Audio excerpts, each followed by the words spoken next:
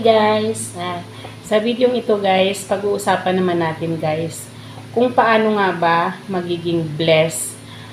Ang pagiging blessed kasi guys, iba-iba kasi ang form ng blessing sa buhay ng tao. Pwedeng blessed kayo kasi may masaya at saka may maayos na pamilya kayo. Pwedeng blessed kayo kasi pinagkalooban kayo ng mabuti at mabait na mga anak. O pwede ring maging blessed kayo kasi healthy kayo, tsaka pwedeng magiging blessed ang tao kasi maraming talent, maraming skills. Pero sa totoo lang guys, lahat naman tayo lahat tayo, pinanganak tayo na pinagkalooban tayo ng Panginoon ng talent at saka skills. Nasa atin na lang yun kung paano natin i-discover at paano natin i-develop yung talent at saka skills na binibigay sa atin ng Panginoong Diyos. Para sa akin naman guys, ang isi-share ko sa inyo guys na kung paano nga ba ako naging blessed regarding naman sa sa financial naman, kasi hindi man ako pinagkalooban ng maayos at saka buong pamilya guys, hindi man ako pinagkalooban ng faithful at saka loyal na mga kaibigan. Masasabi ko naman na blessed naman ako pagdating sa financial. Hindi naman yung sobrang blessed talaga na as in mga katulad ng iba na sobra-sobra na yung nila, kayamanan nila. Basta ang pagiging blessed sa akin guys, yung natutugunan ng Panginoon yung aking mga mga pangailangan, pinoprovide ng Panginoon yung mga pangangailangan ko sa araw-araw, yung mga nakakabayad ako ng mga dapat kong bayaran. Kinukonsider ko na yung sarili ko na na-bless ako kasi kahit papano guys, nairaraos ko yung yung pang-araw-araw ko at saka kahit papano nagagawan ko yung paraan yung buhay ko at may income na na pumapasok sa araw-araw, kaya kinukonsider ko yung life ko na blessed ako. Paano ko nga ba nasabing blessed ako at saka ano nga ba yung mga paraan na ginawa ko para maging blessed ako financially. Unang-una guys, kasi ako nga katulad sa akin ang hanap buhay ko, may kunti akong negosyo, minsan naglalako ako, minsan nagpapa-order ako sa sa online ng mga bila-bilao. Ang ginagawa ko guys para para magiging blessed ako guys, unang-una talaga pinagpipray ko talaga guys yung aking business yan. Araw-araw yan, gabi-gabi. Minsan pagkagising ko, pinagpipray ko yan na sana makakuha ako ng maraming customers, maraming buyers na bibili sa aking mga produkto. Ayan talaga guys, prayer talaga yung pinakaunang ginagawa ko guys bago pa ako magtrabaho niyan, bago pa ako mag-umpisa sa aking negosyo. Pinagpipray ko yan bago ako matulog, sinasali ko yan sa prayer ko kasi naniniwala ako guys na ang prayer talaga ang susi para sa tagumpay ng isang tao guys. At saka kapag nagpipray ako, pinagpipray ko sa Panginoon, sinasabi ko sa Kanya, Lord, sana maging blessed ako sa araw na to, sana makakuha ako ng maraming buyers, maraming customers na bibili sa aking mga produkto, kasi kahit pa siguro ako na yung pinakamagaling mag-sell stock sa buong mundo, kahit pa siguro magtambling-tambling ako ng kakabenta dito, kung hindi mo ako i-bless Lord, walang mangyayari sa akin. Ganun ako pag nag-pray, kaya awa naman ng Panginoon guys, dinidinig naman niya yung aking mga panalangin kasi halos araw-araw naman talaga pag nagtitinda ako, nakakaubos ako dahil nga kasama yun sa prayer ko. Pangalawa guys, dapat maging positive palagi. Ano nga ba yung ibig sabihin ko ng maging positive?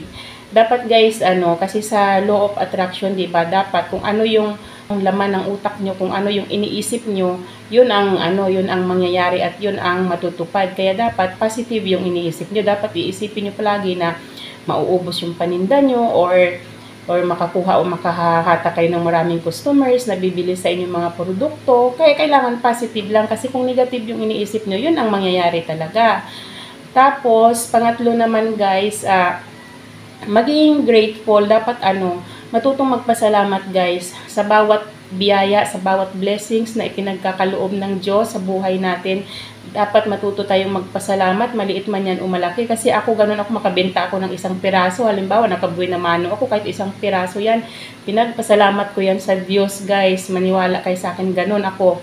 Kapag halimbawa ay nakakuha na ako ng customers, bawat customers na bibili sa akin, ipinagpasalamat ko yan kasi naniniwala ako na gratitude talaga guys is the best attitude para magtuloy-tuloy lang ang blessings. Itutuo naman kasi siya yung Ganun ang nangyayari sa akin kapag nag-ano ako, yung nagpapasalamat ako palagi. Tuloy-tuloy lang, lagi ako nakakakuha ng customers. Kaya siguro dahil marunong ako magpasalamat. At saka guys, pang-apat, dapat may communication skills. Sa pagtitinda kasi kailangan marunong kayo makipag-communicate sa customers, yung marunong mag-approach, wag yung dapat laging nakangiti at saka yung wag masungit. Halimbawa, may mga hindi kasi maiwasan yung mga customers na lang, yung parang nakikiusyuso lang sa paninda mo, yung hahalongkatin yung paninda mo, ayun pala, hindi naman bibili.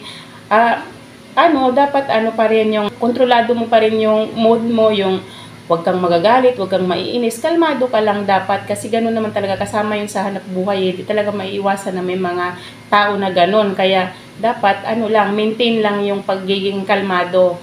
Tapos, panglima naman guys, dapat matutong makontento.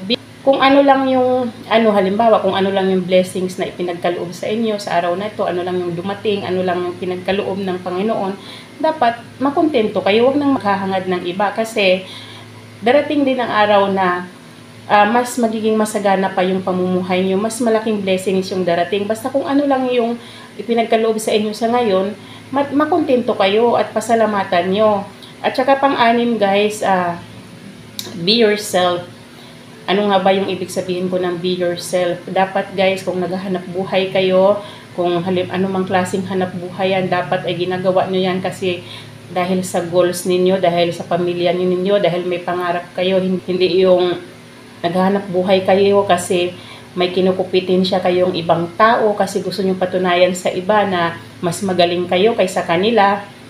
Mali yan guys, kasi dapat tayo, kung naghanap buhay tayo guys, dapat isaalang-alang natin yung goals talaga natin, yun ang focus natin. Kasi mali yung nakikipag-compete kayo, kasi pag nakipag-compete kayo sa kapwa nyo, tapos ngayon, hindi kayo makapag-focus kasi binabantayan nyo lang yung kakumpetensya nyo. Halimbawa ay nagtitinda kayo tapos nakapaubos ng maaga yung kakumpetensya nyo, maiinis kayo ngayon, mawawalan kayo ng gana kasi naunahan na kayo. Parang mawala kayo sa focus ngayon. Kaya hindi talaga maganda na nakikipagkumpetensya kayo sa kapwa nyo. At saka pang-pito naman guys, be humble.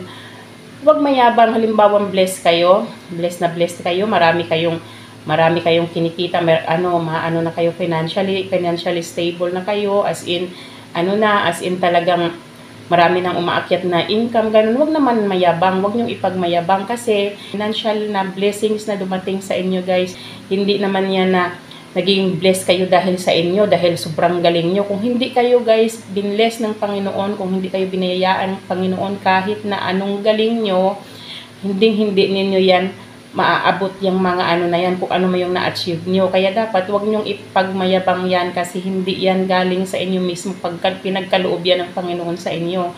Kaya dapat maging mapagkumbaba lang, manatiling nakaapak ang mga paa sa lupa kahit gaano na kayo ka successful sa buhay nyo, para ang inyong blessings ay magtuloy-tuloy lang, kasi masama yung ng sobrang yabang natin guys. Masama yan kasi mamaya kapag sa sobrang kayabangan, ibabagsak ka ulit ng Panginoon, mas masakit yun guys, mas mahirap kasi pinagdaanan mo na, tas ibabagsak ka ulit dahil sobrang yabang mo, di ba?